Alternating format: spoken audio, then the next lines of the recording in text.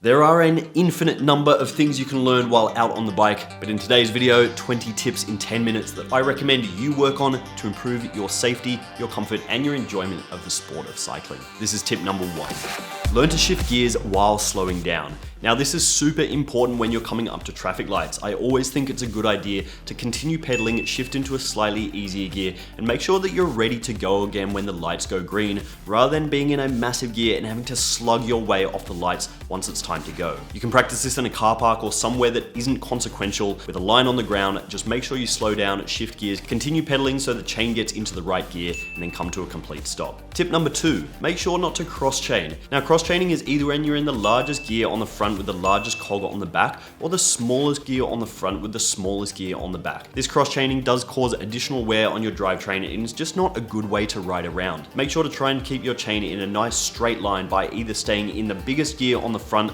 and the bottom half of the cassette on the back, or the smallest gear on the front with the larger cogs on the back. Tip number 3, know that you can actually tighten and loosen the tension in your pedals very easily. Clipping in is a pretty nerve-wracking thing to do for the first time, so if you loosen off the tension in your pedals, you can clip in and out nice and easily. You don't have to worry about falling over, and you can go about your cycling with a little more confidence. Tip number 4, now this one is my favorite, make sure to stand up over bumps. By standing up over bumps rather than staying seated, you're not jamming yourself into the saddle and jarring your body and your bike every time you hit a speed bump or a pothole. Make sure that you know how to keep nice and light on the bike to allow the bike to move underneath you, and by standing up over bumps, you're going to find you ride that little bit more smoothly in general, you don't damage your components, and you feel a little bit more pro along the way. Tip number 5, make sure to eat every 30 minutes. Now, I'm not going to tell you what to eat other than the fact that carb-rich foods are good for cycling. Having something with a bit of sugar in it is going to keep you going, and you're going to find that on longer rides, if you do eat earlier in the ride rather than later in the ride, you've got energy for the entire ride rather than doing what's called bonking. Now, bonking is when your blood sugar level drops too low and you'll find you get a little bit lightheaded, a little dizzy, and your pedaling has nowhere near as much smoothness or power to it. Not very good. I'm not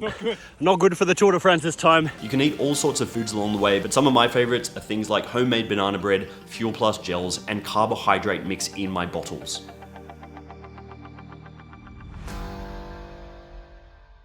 Tip number 6, understand clothing choices on the bike. Now, one of the big things here is that there are such things as arm warmers and knee warmers. Rather than always needing to put on a heavy jacket when it is cold, you can put on a set of arm warmers, which are a tube of cloth, which basically helps keep your arms warm. And if it does get hot, you can roll them down and take them off. And leg warmers, which do the same as well. You don't always need to rug up with heaps and heaps of layers, which are going to make you overheat if the sun does come out. So if you start with arm warmers and leg warmers and a good winter base layer, you're going to end up nice and warm on the bike. You're going to find that you're not overheating when it does warm up, and you're not getting too cold if it is chilly. Tip number 7, learn to steer slowly on the bike. There are lots of places this does come in handy on the bike, especially in traffic and at traffic lights. By learning to steer slowly, you're going to be able to make your way through traffic more easily. You're not always going to need to clip in and out, which is not as efficient, and you're also just going to feel more confident as a cyclist. I recommend going to a big, flat, open car park, practicing steering around some of the lines, and just get used to the way your bike handles at slow speeds. It'll make you a much better cyclist in the long run, and this leads me to point number 8. Learn how to climb out of the saddle. When you're going up a hill, you don't always have to stay seated and muscle the gear. If you learn how to stand up and pedal out of the saddle, you can throw the bike around a little underneath you, and you can use your body weight to put power through the pedals and help get you up the climb. Standing while climbing does take a bit of practice, so go to a quiet hill, select the right gear, practice standing while climbing, practice shifting while standing, climbing, and pedaling, and you'll find that next time you're out on a bunch ride, you feel a little bit more confident and you can get up each climb a little bit more smoothly. Tip number 9, learn how to lean your bike up without scratching the frame. Now, when you're leaning your bike up against the wall, you always need to have 2 points of contact. This is the saddle and the handlebars. Make sure to lean both your handlebars and the saddle against the wall, and this way the bike can't roll backwards and it also has a tough time rolling forwards. If you're only using 1 point of contact, there is a higher chance that your bike is going to fall and get damaged, whereas if you use 2, there's always a good chance it's going to stay put. If you are leaning your bike up by 1 contact point, make sure it's the rear wheel, turn the handlebars inwards like this, and you'll find that the bike stays more stable than if you just use the handlebars alone. Tip number 10, learn how to take the pedals off your bike. This is probably one of the most Googled searches when it comes to cycling on the internet. And what I'm getting at here is that the left-hand pedal on your bike when you're facing forward has a reverse thread. This means that in order to get the left-hand pedal off your bike, you actually need to twist the thread to the right. The drive side pedal or the right-hand pedal does have that regular thread, but make sure that you remember the left-hand side always needs to go the opposite direction when putting it on and off in order to make it work work correctly. Tip number 11, learn how to clip in and out inside rather than out on the road. What I mean by this is take your bike into the kitchen, lean it up against the counter,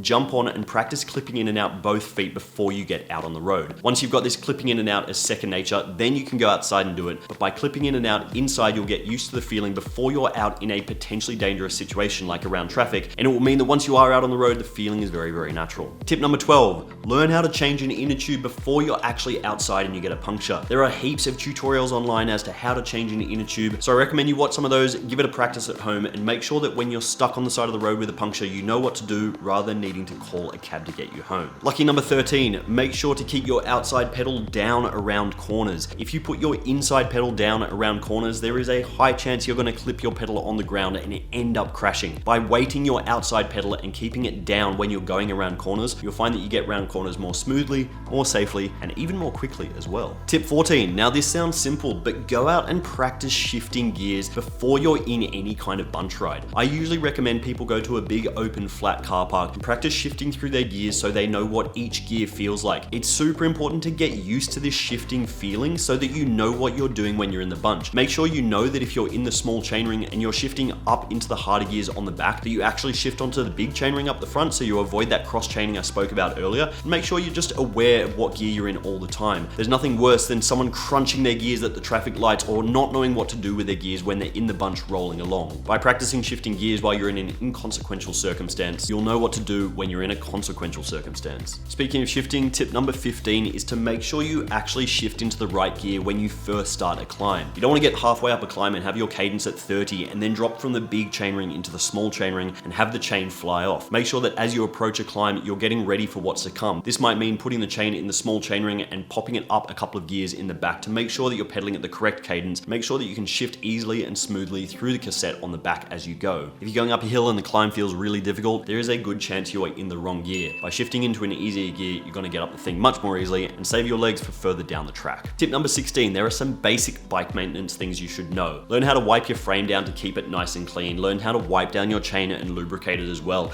Learn how to keep your tires pumped at the correct pressure. Make sure to click like and subscribe on this video for more videos like this into the future. And tip number 17, make sure to learn how to look over your shoulder to check traffic without throwing your bike off to one side. Very easy when you look over one shoulder to push your arm on that same shoulder side and turn the bike slightly off to one side. This will mean that if you are in a bunch, there's potential that you're going to nudge someone next to you and you might end up crashing. Again, I would highly recommend going out to a nice big open car park, riding along a straight white line and practicing looking over your shoulder and then checking forward to see how much your bike has moved off that line. Once you get used to the feeling of checking over your shoulder and not pushing the bike sideways, you'll know that you're a safer rider. Tip number 18, don't attack up every climb. Now you can do this if you're out riding by yourself and it's a great fitness inducer, but if you are in a bunch, make sure not to just go as hard as you possibly can every time you go up a climb. It's really nice to ride with people who are riding at the same pace, so if you do have a power meter, make sure to keep an eye on that power, and if you are using a heart rate monitor, make sure to stay in a zone that's quite manageable. This way that if you're in a bunch of your mates who are all around the same level, you'll make sure you all get over the climb in the same way.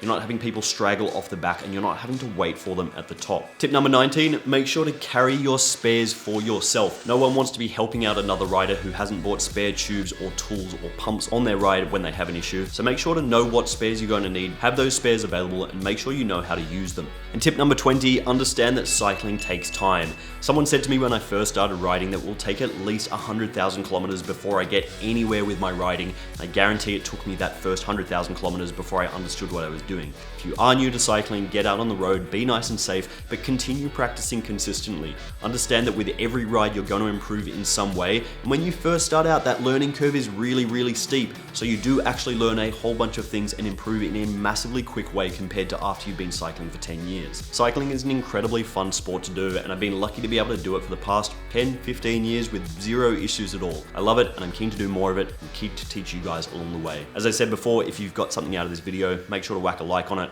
and I hope you'll subscribe to the channel for more videos like this into the future. I'll see you all again soon. Adeu.